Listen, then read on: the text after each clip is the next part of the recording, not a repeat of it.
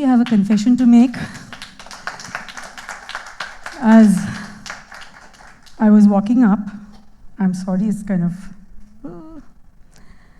So as I was walking up to the stage, I really felt my throat drying up, and I couldn't speak to myself in my own head. So when I came up here to wanting to talk to you, and I tried my best to do so, but well, without talking.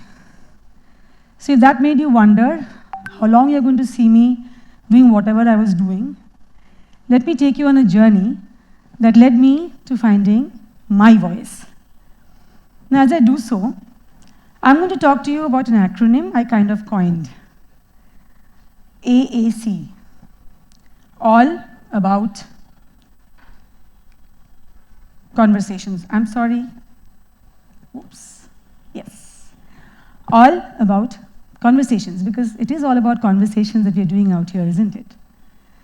Now, I was introduced to this acronym when I joined IICP, the Indian Institute of Cerebral Palsy, as a B.Ed student there. Now, among the 3 students I was assigned to work with and write my thesis on, one of them, Shubhajit Das, could not speak. So when I sat in front of Shubhajit with all my assessment sheets, trying to understand how I would understand him, because honestly speaking, those assessment sheets had to be filled up by Shubhajit helping me. Shubhajit stumped me. He moved his left hand, the fist of his left hand, the little finger of his left hand, to point out to what I now know are called communication boards, which had messages in the form of phrases, questions, words. So, good morning, auntie, I do not know. Please repeat, I need a break, I am tired, what, why. He was so communicative on some days, he was so uncommunicative on some days, reserved.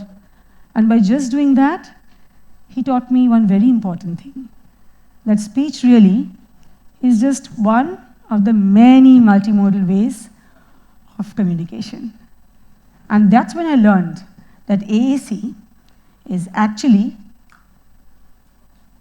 a terminology, meaning augmentative and alternative communication. Now that includes body language, gestures, facial expressions, sounds that we make, eye pointing, movement of my hands, what I came on stage and did, what all of you are doing, all of it is AAC. Because trust me, non-verbal communication speaks the loudest. So I made it my job, my goal, my sole motivation to ensure that whenever I meet a child with speech difficulties, for whatever reason it is, I'm going to make sure that they make me understand what they want to say. Because the right to expression is a basic human right. It's as important, as basic as breathing.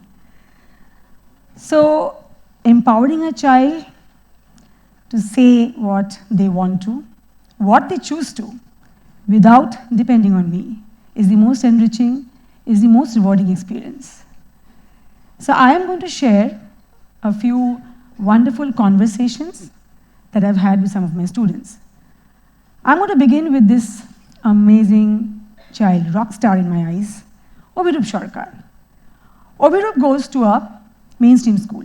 Now, but when Obhirup came to IICP and me for training, in the conversations that I've had with him, which you're going to see very soon, I understood that Obhirup's take on stories is amazing. So during a story session, a joint reading session of Jack and the Beanstalk, for Obhirup, Jack climbs up a flight of stairs, it doesn't reach the clouds. The stair falls off, Jack falls off, and Jack flies away. So Obhirup literally made me understand what Kavita Agarwal said, that Asman, mujhe Asman banna hai. Like the sky is my limit. So he propelled me to hone my skills and have conversations with his parents, have conversations with the mainstream school principal, have conversations with the mainstream school teachers to ensure that Obhirup is in the school.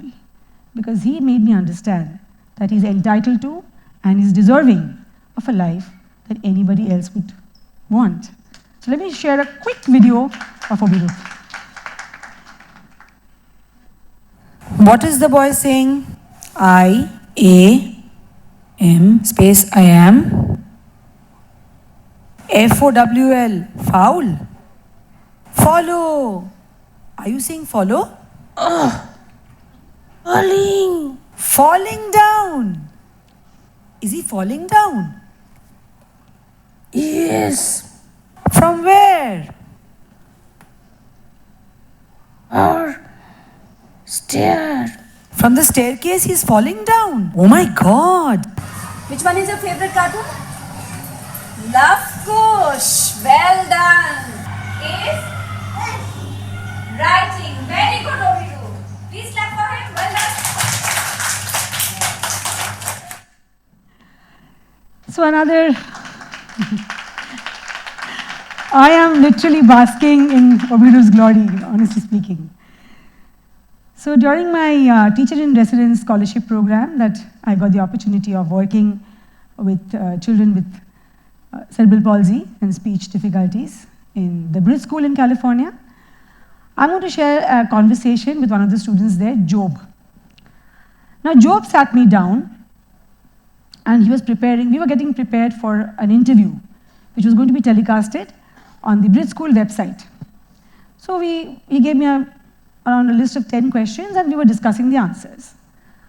So on the day of the interview, with all those flashlights falling as it is now here, so I sat in front of Job and I was wondering, which is the question he's going to ask first?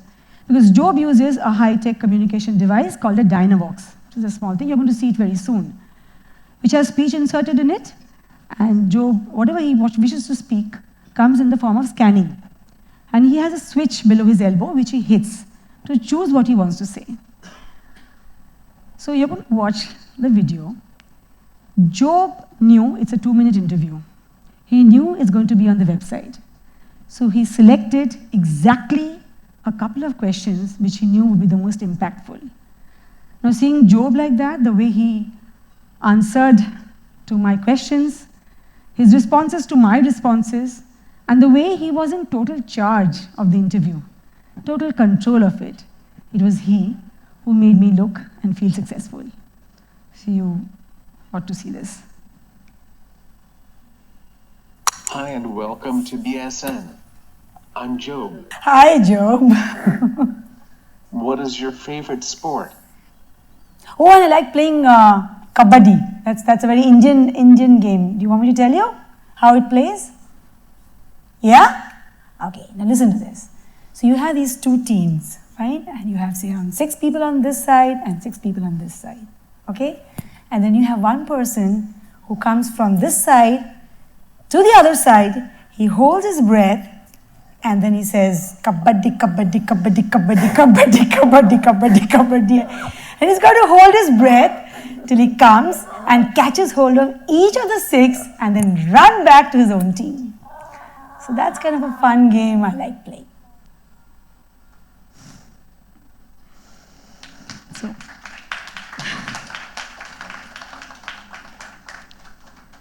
So as a facilitator, I've had the opportunity of interacting with some very evocative speakers. I'm going to talk about my colleague Borsha Bhattacharya, who is a poet. Now Borsha was sitting with the team talking about the thought processes that go on in her head when she writes a poetry. So when she writes a poetry, before sharing it, she likes music attached to it. So they were asking questions on like, how do you think of the music and how does it come to you, all of it. And I was thankfully privy to the entire discussion. And I was mesmerized. Because Borsha has such rich vocabulary, the genesis of her thoughts and her powerful articulation. So, I am kind of a scribbler, and I don't know if all of you do it, but I write diaries now and then, kind of make small poems or some small stories or some thoughts.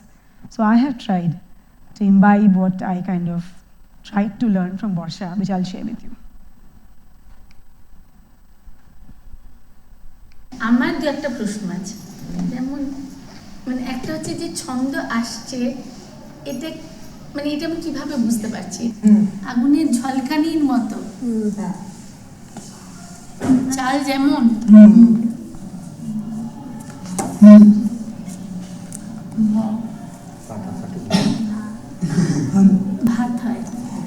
সেরকম মানে তুই চালের মতো পাচ্ছিস আর সেটা put put put put put put put করে ফুটছে, তারপরে ভাতটা তৈরি হচ্ছে। ওকে, সেখান থেকে এই কনসিয়াস চেঞ্জটা এলো। তার মানে সেটা আলোর ঝলকানি, হঠাৎ আলোর ঝলকানি লেগে ঝলমল করে চিত্তর থেকে একটু বেশি কিছু, তাই তো? ওকে,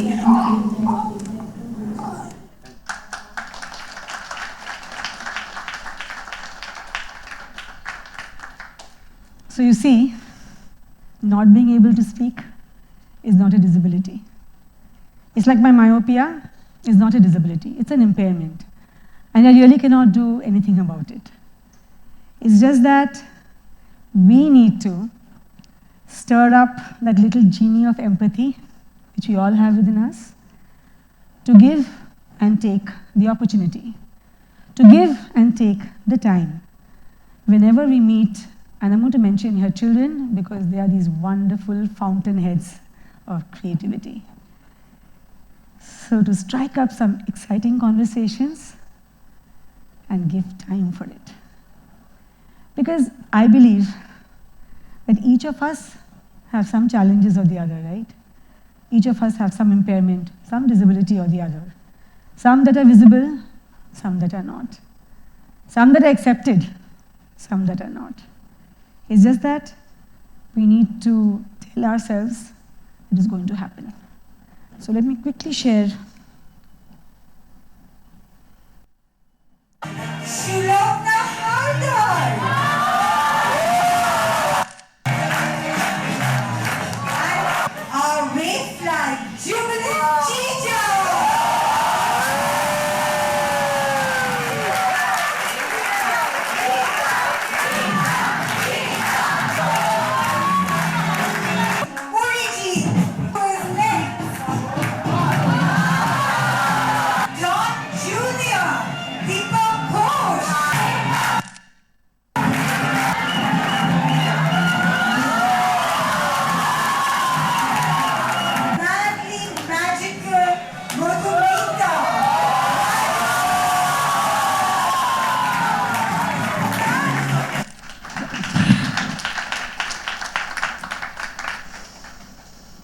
So all the validation, trust, hope, faith, respect, all that I've got from my students has made me answer the what nows in my life.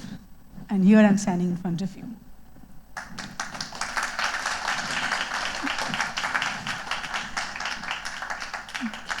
So I would like to believe that here on, all of you are in this journey with me. And all of you will carry this forward. And as my circle of AAC users have influenced my life, at least some of you will go home today thinking about the possibilities you just saw.